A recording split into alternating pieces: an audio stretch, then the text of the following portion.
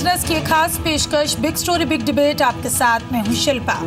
भारत सरकार ने scorpion submarine के सीक्रेट डॉक्यूमेंट लीक की जांच का आदेश दिया है। स्कॉर्पियन सबमरीन के सीक्रेट लीक होने की खबर द ऑस्ट्रेलियन अखबार ने प्रकाशित की है। सवाल है, आखिर कैसे लीक हुई सीक्रेट जानकारी? क्या ये किसी हैकर ने किया है, या फ्रांस की रक्षा कंपनी से लीक हुई है, या इसके पीछे कोई और साजिश है? यही है इस वक्त की big story big debate. Scorpion leak जिम्मेदार कौन? और हमारे साथ खास मेहमान है इस वक्त इस चर्चा को आगे बढ़ाने के लिए major general GD Bakshi, RK Malhotra, security and defence expert भी हमारे साथ मौजूद हैं। अजय कुमार स्पोक्स पर्सन है कांग्रेस से, इस चर्चा का हिस्सा बनेंगे। और रिटायर्ड लेफ्टिनेंट जनरल राज काद्यान, डिफेंस एक्सपर्ट भी हैं हमारे साथ। जितेंद्र जैन है साइबर एक्सपर्ट, इस चर्चा का हमारे साथ हिस्सा बनेंगे।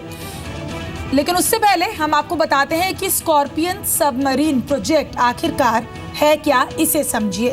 ये जो प्रोजेक्ट है 2005 में इसकी शुरुआत हुई थी। फ्रांस की कंपनी DCNS से टेक्नोलॉजी शेयर का कॉन्ट्रैक्ट किया गया था।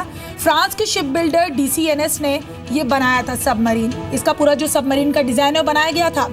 मजगांव डॉक लिमिटेड और DCNS मिलकर बना रहे हैं स्कॉर्पियन। इस कैटेगरी की 6 सबमरीन बनाई जानी है और प्रोजेक्ट पर करीब 23,400 करोड़ खर्च हुए हैं। 2 मई 2016 को पहली स्कॉर्पियन सबमरीन कलावरी का ट्रायल हुआ और बाकी 5 सबमरीन 2020 तक भारत को मिलनी है। तो आखिरकार जो डेटा लीक हुआ है, हैक हुआ है, टेक्निकली कितना बड़ा खतरा इसे माना जा सकता है, इसी मुद्दों पर चर्चा करने के लिए हमारे साथ खास मेहमान बने हुए हैं। आरके मल्होत्रा जी, सबसे पहले आपसे जानना चाहूंगी, फ्रांस की मदद से बन रही ये जो 6 पनडुब्बियों का डेटा लीक हुआ है, इसे कितना गंभीर मसला और कितना बड़ा खतरा आप हमारी भारतीय सैन्य शक्तियों के लिए मान रहे हैं? एक बहुत बड़ा खतरा जाहिर है। इस खतरे से हमारी मिनिस्ट्री ऑफ डिफेंस वाकिफ़ है, बिकॉज आपके डिफेंस मिनिस्ट्री ने इसके बारे में संज्ञान लिया है, उन्होंने एक प्रतिक्रिया दी है इसके बारे में। लेकिन मैं समझाना चाहूँगा कि क्यों ये इतना ज़रूरी है जी, और क्यों इतना सेंसिटिव है। आज की जो पनडुब्बी है P-75 सीरीज़ जिसकी हम बात कर रहे हैं स्कॉर्पियन की, इसको बनाने की विधि बाकी सबमरीन्स को बनाने की विधि से अलग है। विधि ये है कि आप पहले ही डिसाइड करते हैं कि इसके अंदर सेंसर्स, इसके अंदर जो भी कुछ आपको टॉर्पीडोज़ वगैरह के पिट्स बनाने हैं, उनकी फायरिंग का है, वो आप पहले से मुकर्रर करते हैं और उसकी शेल के अंदर ही डाल देते हैं जी। तो जब आप इसको बनाते हैं तो ये सब चीज़ों ऑलरेडी इसके अंदर होती हैं। तो जब आपका डेटा लीक होता है, सिर्फ ये नहीं कि सबमरीन किस तरह की, उसी का इसकी स्पीड क्या है, इसी का नहीं, लेकिन इसके अंदर जो भी सेंसिटिव इन्फॉर्मेशन है। और सबमरीन की एक ख़ास चीज़ आपके दर्शकों को पता होनी चाहिए कि सबमरीन एक साइलेंट वेपन सिस्टम है जो समुद्र से नीचे रहता है और उसको आप तभी देख पाते हैं जब उसका पता हो कुछ। भीड़ में कई लोग हैं, जब तक आपको शक्ल उसकी मालूम नहीं होगी उसको आप पकड़ नहीं पाएंगे। और सबमरीन शिप से बहुत आहिस्ता चलता है, गति में कम है। तो इसलिए अगर उसने अपना काम करना है और सेफ रहना है तो ज़रूरी है कि उसके बारे में कम से कम ज्ञान हो। अगर उसके बारे में ज्ञान होगा तो उसको आप ढूंढ पाएंगे और ढूंढ के उसको रोक पाएंगे। तो इसलिए ज़रूरी है कि उसकी इंफॉर्मेशन किसी के पास ना पहुंचे। दूसरा आपने पूछा कि कितना फ़र्क पड़ेगा, बिकॉज अब हमारी स्कॉर्पियन एक नए लेवल पे जा रही है और अगर पहली स्कॉर्पियन जब हमारे पास आ रही है उसी का डेटा लीक हो गया तो बाकी 6 का हमें पता है। और उसके बाद एक और प्रोग्राम है जो इसके बाद P-75I का नेक्स्ट प्रोग्राम है, तो उसके बारे में भी हमारे एडवर्सरीज को, दुश्मनों को पता लग जाएगा।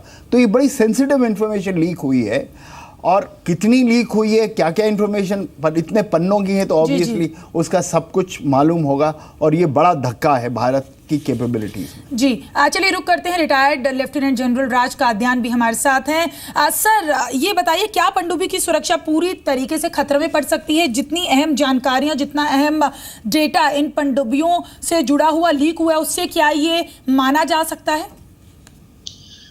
देखिए, जब भी कोई मिलिट्री इक्विपमेंट होता है और उसकी सिक्योरिटी ब्रीच होती है तो एक गंभीर बात होती है। जी, पनडुब्बी एक सीक्रेट वेपन है जिसकी कामयाबी इस बात पर मुनहसर है कि वो कितनी गोपनीयता से अपना काम कर सकती है। अगर इस लीक में उसकी स्पीड, उसकी गहराई जहां तक वो जा सकती है, उसका नॉइज लेवल कि जब वो चलेगी तो क्या नॉइज लेवल होगा जो डिटेक्ट कर सकता है दुश्मन, उसके कम्युनिकेशन सिस्टम, उसका नेविगेशन सिस्टम, उसका ऑपरेशनल सिस्टम के जो टॉर्पीडो फायर कर रहे हैं वो किस तरीके से वो ऑपरेशन सिस्टम काम करेगा, अगर ये सब लीक हो गया है तो बहुत गंभीर बात है। लेकिन कितनी गंभीर है ये अभी इन्वेस्टिगेशन के बाद पता चलेगा। उसमें जो डॉक्यूमेंट निकले हैं उसमें गोपनीयता की एक डिग्री होती है, वो रिस्ट्रिक्टेड मार्क्ड है जी। अगर ये रिस्ट्रिक्टेड भारत की नौसेना ने की है तो ये काफी लो सीक्रेसी है। सबसे ऊपर टॉप सीक्रेट होती है, फिर सीक्रेट, फिर कॉन्फिडेंशियल, फिर रिस्ट्रिक्टेड आती है, उसके बाद में फिर अनक्लासिफाइड होता है। लेकिन अगर ये फ्रांस से लीक हुई है, वो अभी तय होना बाकी है, तो शायद इसकी उनकी कैटेगराइजेशन हमसे अलग है, तो कहा नहीं जा सकता कि रिस्ट्रिक्टेड उनकी पार्लेंस में कितनी गंभीरता से देखी जाती है। लेकिन अगर ये इंडियन सिस्टम है जो मार्किंग इसकी करी रिस्ट्रिक्टेड, तो इसकी गंभीरता कम है। जी जी। अजय कुमार, स्पोक्स पर्सन कांग्रेस, भी हमारे साथ बने हुए हैं। अजय, इस पूरे मसले को कांग्रेस किस तरीके से देख रही है? देखिए शिल्पा जी, एक तो जैसे सभी लोग ने पहले कहा है कि बहुत ही गंभीर मसला है और चिंता की विषय ये है कि सरकार और नौसेना दो स्वर में बोल रहे हैं। रक्षा मंत्री जी पर्रिकर जी बोलते हैं कि ये हैकर का काम है, नौसेना बोल रही है कि कहीं से लीक, ये फ्रांस से लीक हुई है। पहले तो एक जांच समिति गठित होनी चाहिए और एक उच्च स्तरीय जांच समिति गठित होनी चाहिए जिसमें सेना के आला पदाधिकारी, उसके अलावा लेकिन जांच समिति का गठन जासूसी विभाग के जो भी इंटेलिजेंस, नहीं एक मिनट, पहली बात है कि आपको एक निष्पक्ष रूप से एक वरीय पदाधिकारी का जो है, सेना के वरीय पदाधिकारी का जांच एजेंसी, उसमें शामिल होने की आवश्यकता है। उसमें इंटेलिजेंस ब्यूरो के लोग भी शामिल होने की आवश्यकता है, रॉ के पदाधिकारी को भी शामिल होने की आवश्यकता है। पहले तो ये पता लगाना पड़ेगा कि क्या क्या मामले बातें लीक हुई है। दूसरी बात है कि अगर चीन और पाकिस्तान के पास ये सब अगर बातें उनके हाथ में लग गया, अभी तक तो जब सार्वजनिक हो गया तो चीन और पाकिस्तान के पास तो है ही, तो भारत को उस नुकसान को सीमित रखने के लिए अब क्या करना है स्कॉर्पियन डील में, वो जरूरी हो जाता है। क्योंकि अगर चीन और पाकिस्तान हमारे नौसेना को और नौसैनिक शक्ति को कमजोर करने के लिए इस पूरी दस्तावेज के साथ हमको जो हमारी जो पनडुब्बी स्कॉर्पियन 75 को किस तरह से स्कॉर्पियन को जो है की क्षमता को कम करने के लिए क्या क्या रणनीति निभाएंगे, उस पर देश को चिंता करना है। तो जब तक रक्षा मंत्री इस विषय में से एक तो जांच की लीक कहां पर हुई है, फ्रांस में हुई कि भारत में हुई कि कहां से हुई है, और दूसरी बात है कि जो बातें जो सार्वजनिक हो चुकी है ये ऑस्ट्रेलिया अखबार के माध्यम से, उसको जो उस नुकसान को नगण्य के बराबर करने के लिए भारत को क्या क्या कदम उठाने पड़ेंगे टेक्नोलॉजी के माध्यम से। क्योंकि आप देखे होंगे कि इस रिपोर्ट में उस पनडुब्बी का मारक क्षमता, उसका सेंसर कहां है, ये सब बातें जो है सार्वजनिक हो चुकी है जी। तो इसलिए हम देश के रक्षा मंत्री और खासतौर से पर्रिकर जी से यह अनुरोध करते हैं कि जांच समिति गठित हो जरूर, और ये भी एक समिति जो है सेना के उच्च पदाधिकारी और डीआरडीओ और अलग अलग जो है विशेषज्ञ हैं, उनका एक समिति बननी चाहिए जो ये देखें कि इस रिपोर्ट के सार्वजनिक होने के बाद भारत को क्या क्या कदम उठाने चाहिए। चलिए, एक हाई लेवल जांच की यहाँ पर आप बात कर रहे हैं और पारदर्शी तरीके से इस पूरे मुद्दे की जांच होनी चाहिए, क्योंकि हमारे देश के डिफेंस सिस्टम से जुड़ा है मामला। बने रहिए हमारे साथ। जितेन जैन साइबर एक्सपर्ट भी मौजूद है स्टूडियो में। जितेन, एक तरफ हैकिंग की बात आ रही है, एक तरफ दस्तावेज लीक हुए हैं इसकी बात आ रही है। टेक्निकली इस पूरे मसले को एज अ साइबर एक्सपर्ट आप किस तरीके से देख रहे हैं, कैसे समझाएंगे? देखिए, मुझे ऐसा लग रहा है कहीं ना कहीं इस समय जो सूचना लीक हुई है वो कहाँ से लीक हुई से ज़्यादा ये ब्लेम गेम ज़्यादा चालू हो गया, इंडिया में हुआ क्या इंडिया के बाहर। तो अगर किसी तरह मतलब आज उसको बताने की जरूरत मतलब कोशिश करी जा रही है कि इंडिया के बाहर हुआ तो जिम्मेदारी हमारी नहीं है, पर आपको ये समझना होगा कि आज भारत का जो एक साइबर सुरक्षा का जो ढांचा है उस ढांचे के अंदर कई ऐसी एजेंसियाँ और संस्थान हैं जिनकी जिम्मेदारी साइबर सुरक्षा को लेकर है। उसमें से एक एजेंसी का कोई बयान नहीं है, किसी की कोई अकाउंटेबिलिटी और जिम्मेदारी आज नहीं है। और ये पहला वाकया वाकया नहीं है। आज से 2 साल पहले भी नेवी का कई मतलब डेटा लीक हुआ था हैकिंग के केस के अंदर, उसका इससे कुछ लिंक है कि नहीं है उसके ऊपर कोई जांच नहीं है। आज से अभी 2 महीने पहले भारत की 7 एम्बेसीज को हैक किया गया। आप ये भी मानेंगे कि 1-2 साल पहले जो मॉस्को में हमारी एम्बेसी हैक हुई, वहां से सारा का सारा जो HAL का एयर डिफेंस के साथ मतलब रशिया से डीलिंग है, उसकी सारी डिटेल्स, एयरक्राफ्ट के मेंटेनेंस से लेकर जो स्टेट ऑफ अफेयर्स है, प्रॉब्लम्स है, सब कुछ पब्लिक डोमेन में चले गया। तो कहीं ना कहीं हमें समझना होगा कि जो साइबर सुरक्षा जो डेटा की है, वो हम उसको अपनी जिम्मेदारी भारत तक सीमित ना रखें। अगर कोई थर्ड पार्टी वेंडर या दूसरा स्टेट जिसके अंदर इन्वॉल्व है और वहां पे अगर हमारी कॉन्फिडेंशियल इंफॉर्मेशन है, तो उसकी सुरक्षा की जिम्मेदारी भी हमारी है। अगर हम अपनी जिम्मेदारियों से भागेंगे तो ये एक फायर फाइटिंग से ज्यादा और नीजक रिएक्शन होगा। और मैं इसमें पॉलिटिकल लीडरशिप को ब्लेम नहीं करना चाहूंगा, कहीं ना कहीं जिम्मेदारी इंस्टीट्यूशन की और ब्यूरोक्रेसी की है। तो अकाउंटेबिलिटी की भी यहाँ पर जरूर बात उठ रही है। Major general retired GD Bakshi भी हैं हमारे साथ। बख्शी जी, इस पूरे मसले के बारे में क्या कहेंगे, कितना गंभीर मान रहे हो? और यहाँ पर अकाउंटेबिलिटी की भी बात हो रही है, सिर्फ ये कह देने से कि जांच बिठा ली जाएगी, जांच बिठा दी गई है और सामने सच आएगा, इससे बात नहीं बनेगी। देखिए, ऐसा है, मैंने ऑस्ट्रेलियन न्यूज़पेपर्स की रिपोर्ट देखी है जो कि इस चीज़ को जिन्होंने सार्वजनिक किया, उसमें उन्होंने कहा है कि कोई सब कॉन्ट्रैक्टर था, नेवल ऑफिसर फ्रेंच नेवी का, जिसने ये चीज़ें निकाली थी और फिर बाद में वो साउथ ईस्ट एशिया में कोई हथियार बेच रहा था, वहाँ से ये चीज़ें जो है ये सार्वजनिक हुई हैं। खैर, जहाँ से भी ये सार्वजनिक हुई हैं, 23-24 हज़ार पन्ने जो है वो हैकर उसको निकाल ले जाएं और वो सार्वजनिक हो जाएं, ये बड़ा गंभीर मामला है साइबर सिक्योरिटी का।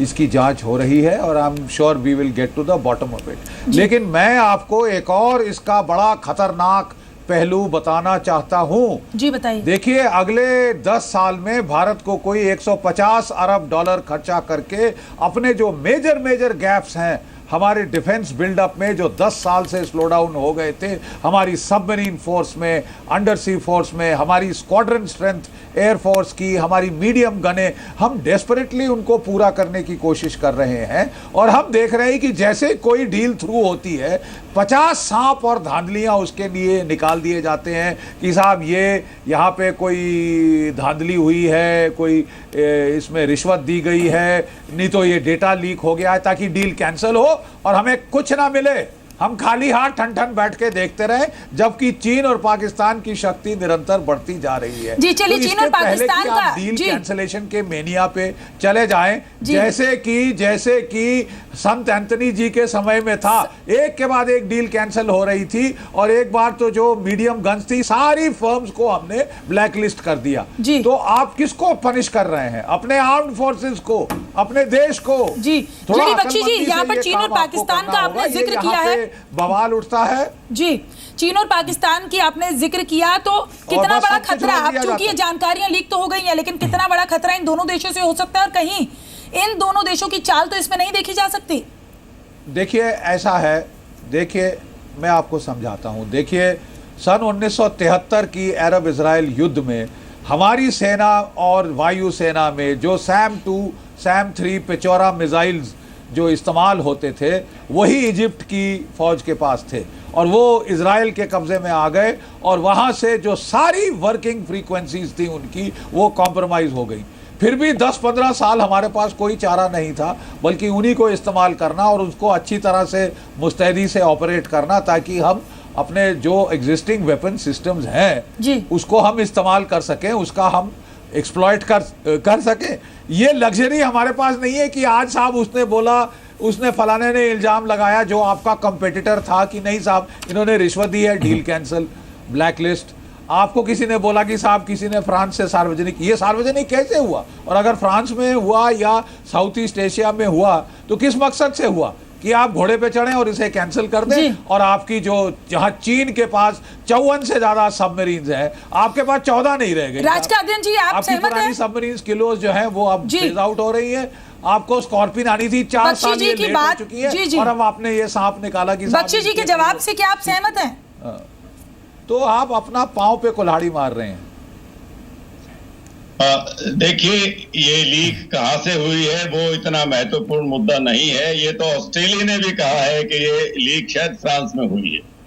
ये लीक, इसके पीछे राइवल सप्लायर्स भी हो सकते हैं ये कॉन्ट्रैक्ट DCNS जो फ्रांस की कंपनी है, ये स्कॉर्पियन सीरीज सिर्फ भारत को ही नहीं सबमरीन, लेकिन ये ऑस्ट्रेलिया को, ये मलेशिया को, ये चिली को भी सप्लाई कर रही है और उस पर भी असर पड़ सकता है। राइवल जो इनके थे, एक जर्मन कंपनी थी, एक जापानीज कंपनी थी, उनका हक भी हो सकता है, या जैसे पारिकर जी ने कहा है हैकिंग भी हो सकती है। आजकल डिजिटल माहौल में कुछ भी हो सकता है, ये तो हो सकता है, लेकिन वो बात जरूरी इतनी नहीं। वो बात है कि अभी हमको क्या करना चाहिए। पहले तो नेवी पता करे कितनी गंभीर है ये लीक, फिर उसको मिनिमाइज करने के लिए हमको क्या करना चाहिए। गगन बख्शी ने ठीक कहा है, cancellation is not the answer. 10 साल से हम इसके पीछे लगे हुए हैं। 2020 तक ये पूरी 6 की 6 सबमरीन ऑपरेशन होनी थी, कैंसिल करने में और 15 साल लग जाएंगे। इसके एक और गंभीर परिणाम हो सकता है। भारत अभी मेक इन इंडिया मोड में जा रहा है जी। जब हम मेक इन इंडिया शुरू करेंगे, उसमें लगेंगे 10-12 साल 15 साल, उसमें लोग अपनी टेक्नोलॉजी भी हमको देंगे, वो हमारी कोशिश होगी। अगर ये लीक भारत की तरफ से हुई है, अगर दुनिया को यह शक हो गया कि हम उनकी टेक्नोलॉजी को महफूज नहीं रख सकेंगे, तो उस पर बहुत उसका नेगेटिव असर पड़ेगा। जी जी।